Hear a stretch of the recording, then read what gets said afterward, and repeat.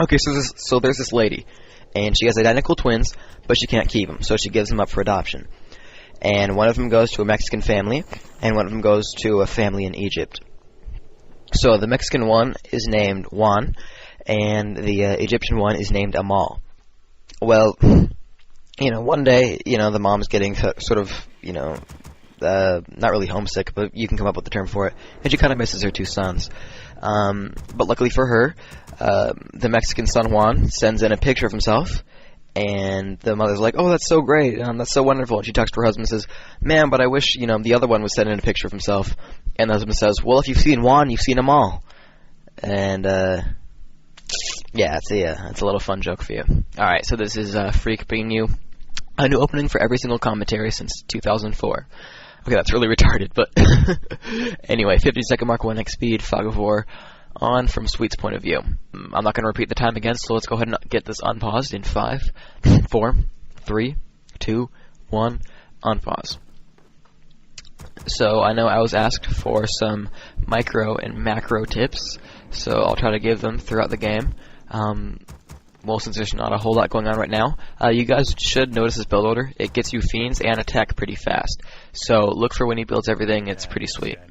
Just, be on the lookout for it, because it's nice. I'll try not to repeat the same word 7 times straight, just because I'm a stuttering retard. Something like that. Anyway. So, macro tip number 713.4. Hotkey your buildings, and then rally point them with right-click to your hero. Just right-click on the little picture on the top left, and for some reason move my mouse to the top left corner, as if you could see it, but whatever. I personally hotkey crypts to 4. I go up from 4 to like 6 on buildings.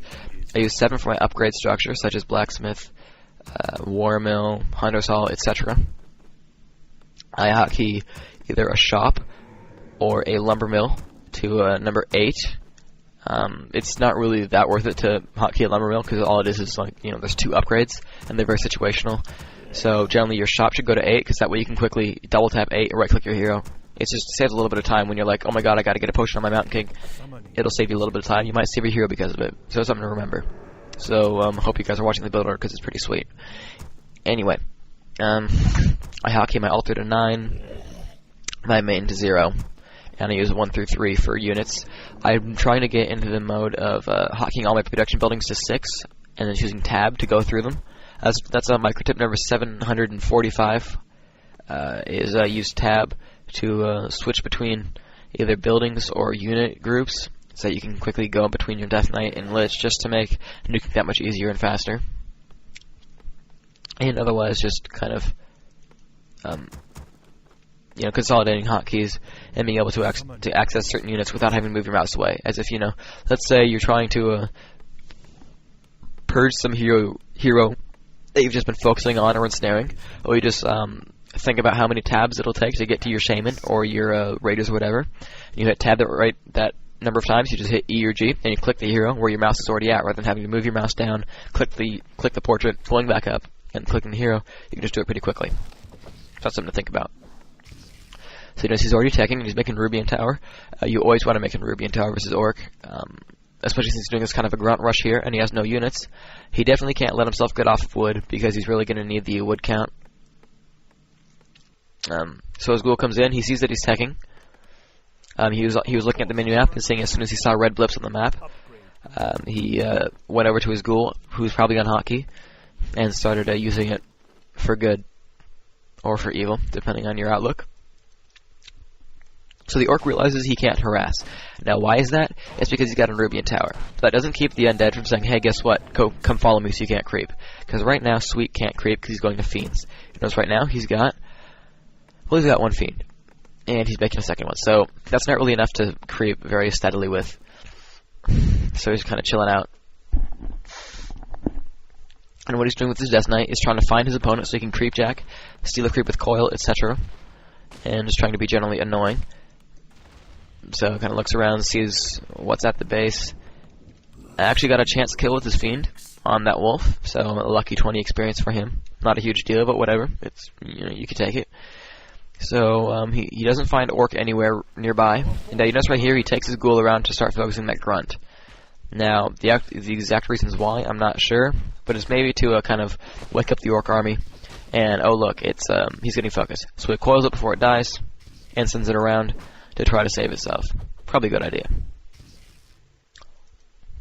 I guess he's trying to weaken the grunt a little bit, maybe get it within coil range, though it probably wasn't going to happen, but it's worth the try. Wolf running around, scouting him out. The obvious is what I'm talking about right now, but whatever. So now he's got 4 ghouls on wood, which is plenty, by a lot. But he finally finishes Halls of the Dead, and he's going to get himself a lich and whatnot, and then he's going to upgrade and stuff, and generally be Gosu. And he's going to stick with 4 fiends. Now he sticks with 4 fiends because he's not actually going for a fiend build, he's going for a different build altogether. But these fiends are somewhat of a juke, and somewhat of just assistance for his real strat. So, as you can see, he's waiting for the money for his lich, as he's been spending a lot of gold on various units. He was at pretty much 0 when he finished teching, so he just had to wait for like almost a minute to be able to start that lich up. So just something to realize. And it's okay to wait for the gold to build a hero. It's not the end of the world that you're not macroing for 20 seconds. But right now, he's at an advantage because he has fiends, and fiends own grunts when you're just straight up. Or it's not like completely owns, but when you're as good as Sweet Saint and you have 0 lag, it's gonna work out for you. Because you don't get level 50 without being able to micro fiends for grunts, just as an example. So whatever. So he's sticking up to Black Citadel now. So all he's done was build his lich and then tech to Citadel. So he's just sticking with 4 fiends like forever now. And as soon as he gets the cash, he's gonna get 2 slaughterhouses, and he's already got his shots that he can get potions. Now that's going to be important for him because he's not going to have a great form of healing as he doesn't have aura yet. He's pretty far from aura. But he gets his lich out, and Lich's going to go over to the shop, and he gets a Rod of Necromancy and no potion. So the Rod of Necromancy is like the best item. Now he sees a Shadow Hunter, and he sees that he's not going to be able to kill it with just 4 fiends and level 1 Death Knight, so he's not going to worry about it. Now I hear he does something retarded, and he gets himself a Zeppelin, and then he goes and attacks a creep like a retard. So he's going to get himself out of there, get in the Zeppelin, and start running like crazy. Kind of obvious, but, what can you do? So he quickly drops the Death Knight, and look, he sees a peon. And so he sees the peon, so he knows that he's crept, or at least is now creeping that bottom right spot. And as he comes back, he knows, well, he's crept that spot. So he's like, alright, fine. So he knows that for the rest of the game, he's going to be trying to expand down there, because he's already sent 1 peon down to build the hall. He's probably going to do it again. And of course he will.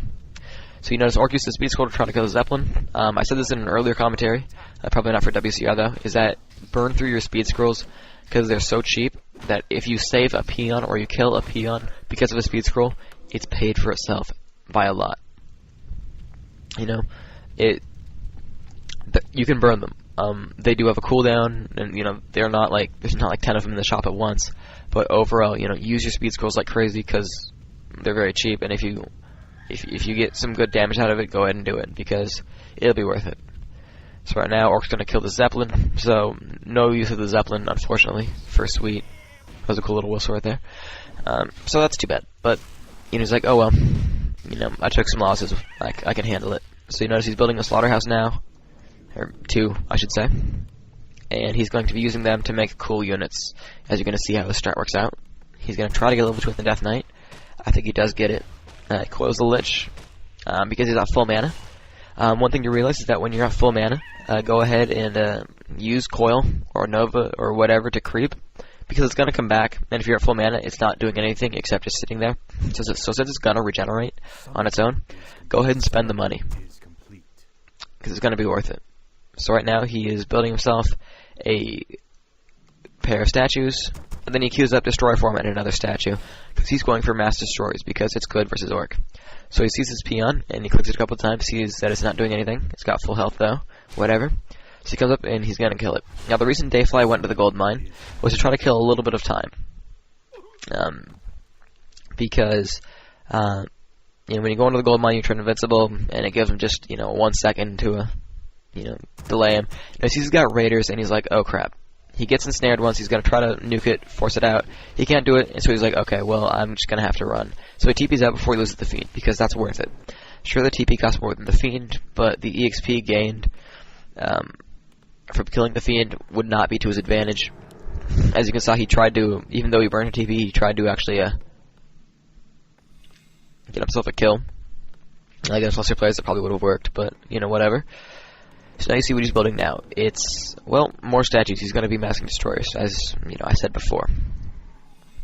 Now with the Fiends, you know, Dayfly is just trying his hardest to, you know, counter the Fiends. He's getting Raiders, he's getting Grunts, he's getting Hex.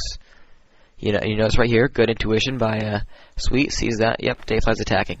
And that's something to realize, is that if your opponent just calls a TP, he's probably going to come attack. That's, you know, that's generally what's going to happen. If you just force a TP, it's probably going to be in your advantage to attack, so go ahead and do it. And notice he loses one Fiend to a Grunt. He realizes that he can't save the Fiend, because only level 1 coil, and he's got, you know, level 2 Wolves, he's got a lot of sort of units. So he's going to have to kind of just try to get an eye for an eye, rather than sort of try to defend his Fiends, because he's not going to be able to do it.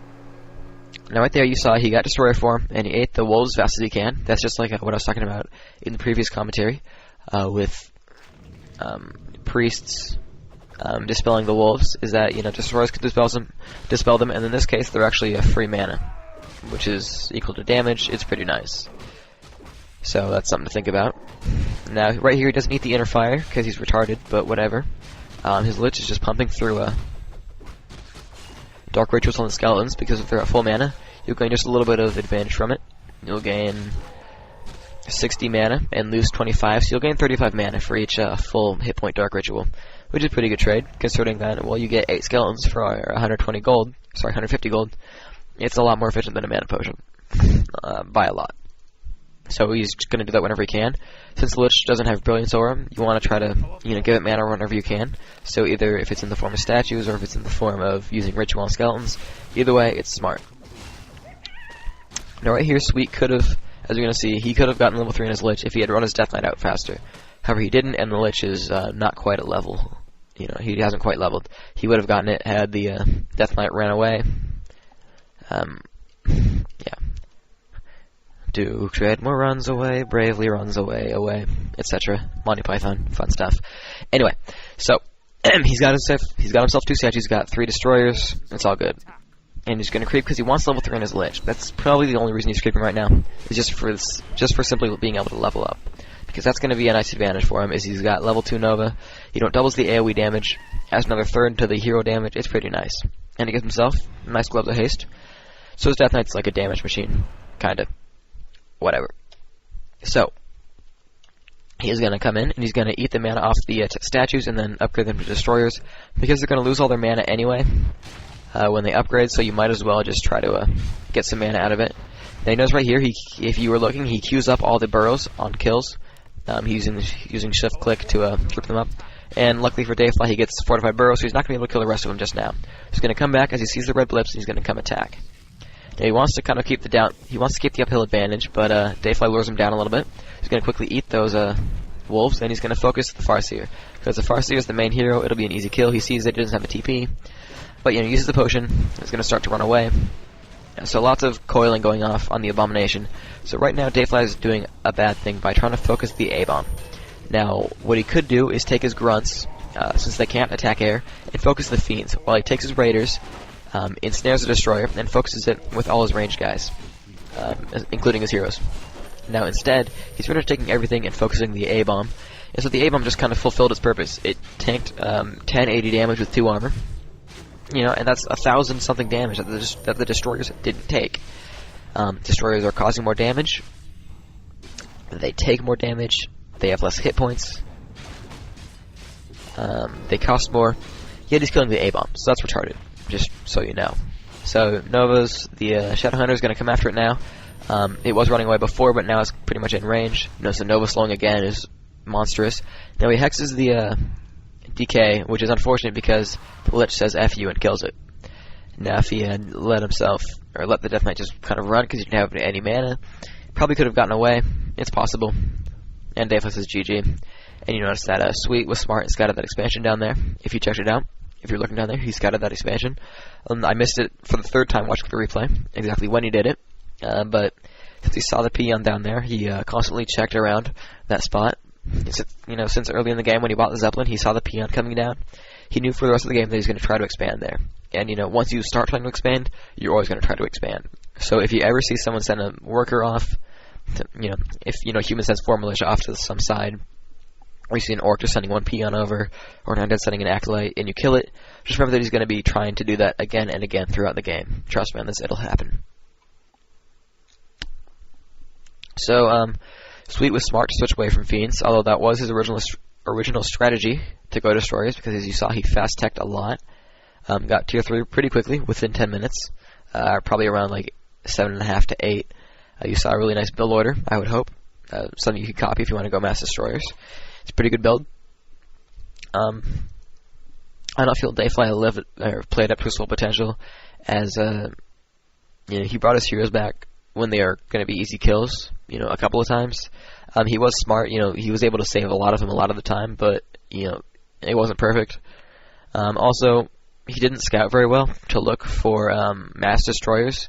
All he did was see, okay, he's got 4 Fiends, and then just went to straight countering Fiends. That's all he did. He murked the Berserkers simply because they're good units, not because he wanted anti-air. He got Raiders, not because they're anti-destroyer, but because they're anti-Fiend, because you can ensnare. And he got Grunts because they're anti-Fiend. All he did was make anti-Fiends. He didn't scout, see the dual Slaughterhouse. He didn't change up to like Wyvern to focus him down, or, you know, change up to like some kind of Berserker strategy. He just said, well, I'm going to counter the Fiends, and didn't scout. So that's something you realize, is that most of the races are very adaptable. You know, Undead can build Destroyers, or they can build A-bombs, or they can build meat wagons from the Slaughterhouse. All of them are completely different units. So, this will be Phreak signing out.